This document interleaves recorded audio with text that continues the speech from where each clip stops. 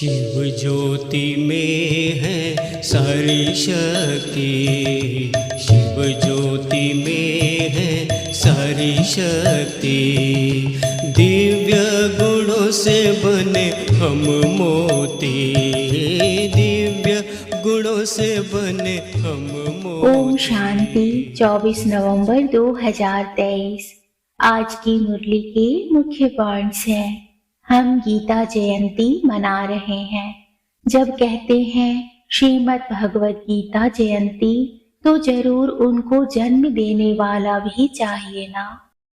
अब गीता का रचयिता जरूर चाहिए। अगर श्री कृष्ण को कहते तो पहले श्री कृष्ण, पीछे गीता आनी चाहिए। परंतु श्री कृष्ण छोटा बच्चा था, वह गीता सुना न सके।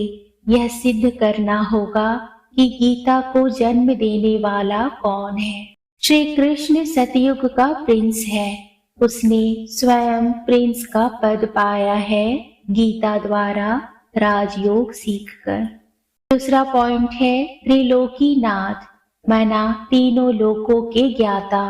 3 लोक हैं, मूल वतन, सूक्ष्म वतन और स्थूल वतन। त्रिकालदर्शी माना तीनों कालों के ज्ञाता। तीनों काल हैं आदि मध्य अंत, माना भूत वर्तमान और भविष्य को मिलाकर कहते हैं। त्रिलोकीनाथ और त्रिकालदर्शी परमपिता परमात्मा शिव है। तीसरा पॉइंट है शिव पुनर्जन्म लेने वाला नहीं है, बाकी सब पुनर्जन्म में आते हैं। पुनर्जन्म शुरू हुआ सतयुग आदि मना प्रारंभ से, कलयुग अंत तक 84 जन्म लेते हैं। 8 जन्म सतयुग में, 12 जन्म त्रेता में, 21 जन्म द्वापर में और 42 जन्म कलयुग में है। मुरली का सार है, मीठे बच्चे, तुम्हारी सच्ची बात का तीर तब लगेगा जब दिल में सच्चाई सफाई होगी। तुम्हें सत्य बाप का संग मिला है, इसलिए सच्चे बनो। आज का प्रश्न है, तुम सब स्टूडेंट हो, तुम्हें किस बात का ख्याल रखना जरूरी है? उत्तर है, कभी भी कोई गलती हो तो सच बोलना है। सच बोलने से ही उन्नति होगी। तुम्हें अपनी सेवा दूसरों से नहीं लेनी है। अगर यहाँ सेवा लेंगे तो वहाँ करनी पड़ेगी। तुम स्टूडेंट अच्छी तरह से पढ़कर दूसरों को पढ़ाओ तो बाप भी खुश होगा। बाप प्यार का सागर है, उनका प्यार ही यह है जो तुम बच्चों को पढ़कर उच्च मर्तबा दिलाते हैं।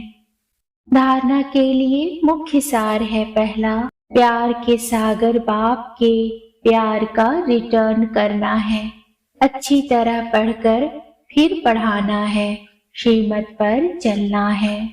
दूसरा है सच्चाई और सफाई से पहले स्वयं में धारणा कर, फिर दूसरों को धारणा करानी है, फिर बाप के संग में रहना है।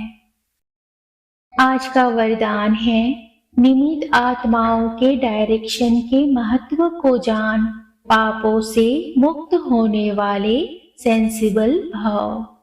जो सेंसिबल बच्चे हैं वो कभी यह नहीं सोचते कि यह निमित्त आत्माएं जो डायरेक्शन दे रही हैं शायद कोई के कहने से कह रही हैं। निमित्त बनी हुई आत्माओं के प्रति कभी यह व्यर्थ संकल्प नहीं उठाने चाहिए। मानो कोई ऐसा फैसला भी दे देते हैं जो आपको ठीक नहीं लगता है, लेकिन आप उसमें जिम्मेवार नहीं हो।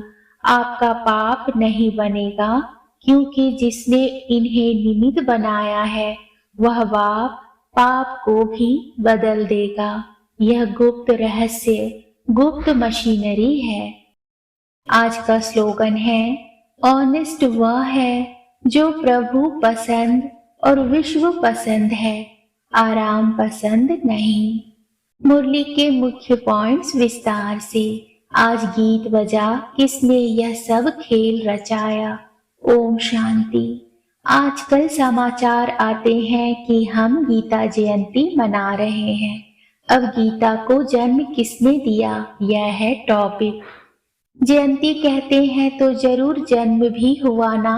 उनको जब कहते हैं श्रीमद् भगवद गीता जयंती तो जरूर उनको जन्म देने वाला भी चाहिए ना।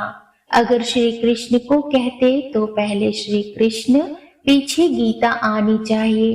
परंतु श्री कृष्ण छोटा बच्चा था, वह गीता सुना न सके। यह सिद्ध करना होगा कि गीता को जन्म देने वाला कौन, यह है गुह्य बात।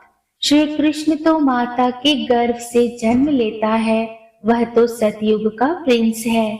उसने स्वयं प्रिंस का पद पाया है गीता द्वारा राजयोग सीखकर। श्री कृष्ण को वास्तव में त्रिलोकीनाथ, त्रिकालदर्शी भी नहीं कह सकते हैं। त्रिलोकीनाथ, त्रिकालदर्शी एक को ही कहेंगे। त्रिलोकीनाथ माना तीनों लोकों पर राज्य करते हैं। मूल, सूक्ष्म, स्थूल इन तीनों लोकों को कहा जाता है त्रिलोकी। इनको जानने वाला त्रिलोकीनाथ, त्रिकालदर्शी परमपिता परमात्मा शिव है। यह महिमा उनकी है, ना कि श्री कृष्ण की। श्री कृष्ण की महिमा है 16 कला संपूर्ण, सर्वगुण संपन्न। परमपिता परमात्मा शिव है, गीता को जन्म देने वाला रचयिता।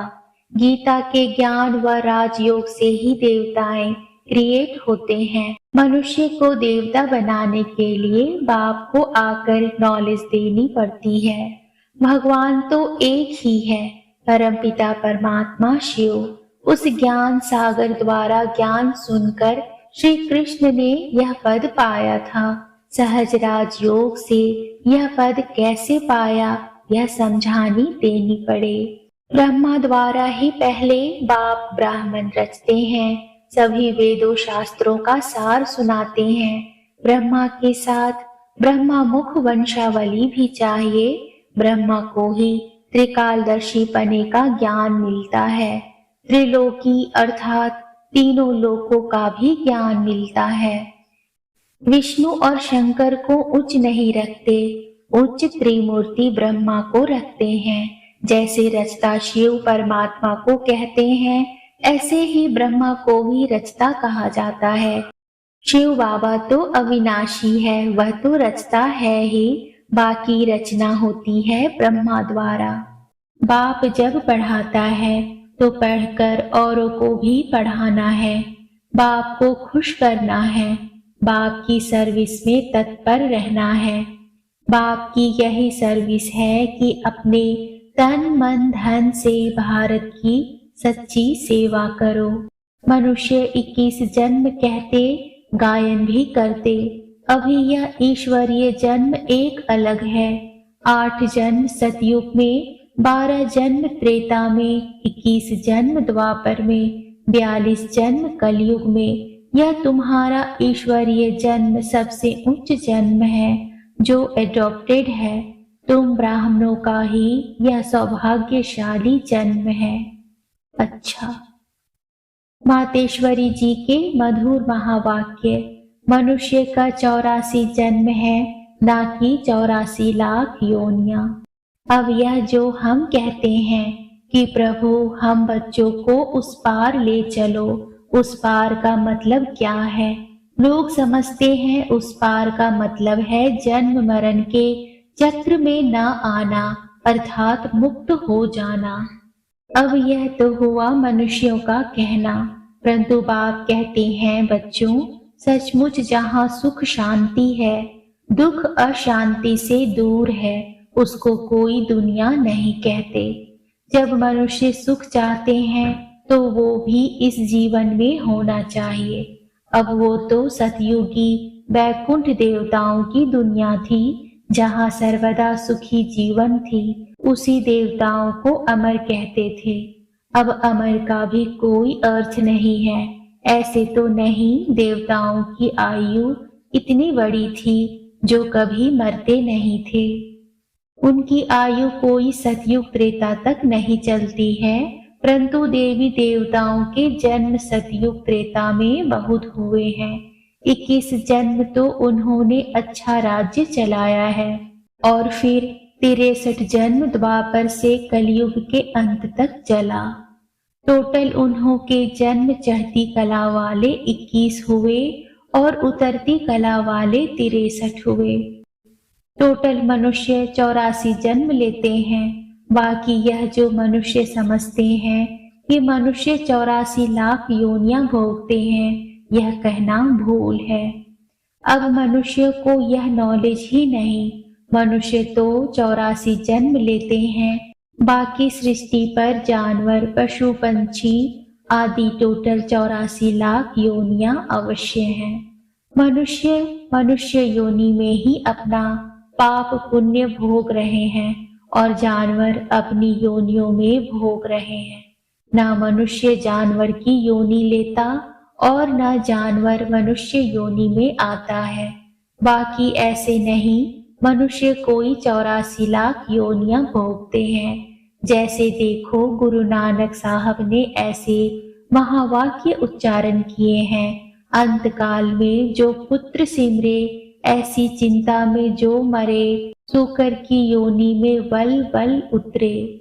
परंतु इस कहने का मतलब यह नहीं है कि मनुष्य कोई सूकर की योनि लेता है, परंतु सूकर का मतलब यह है कि मनुष्यों का कार्य भी ऐसा होता है जैसे जानवरों का कार्य होता है।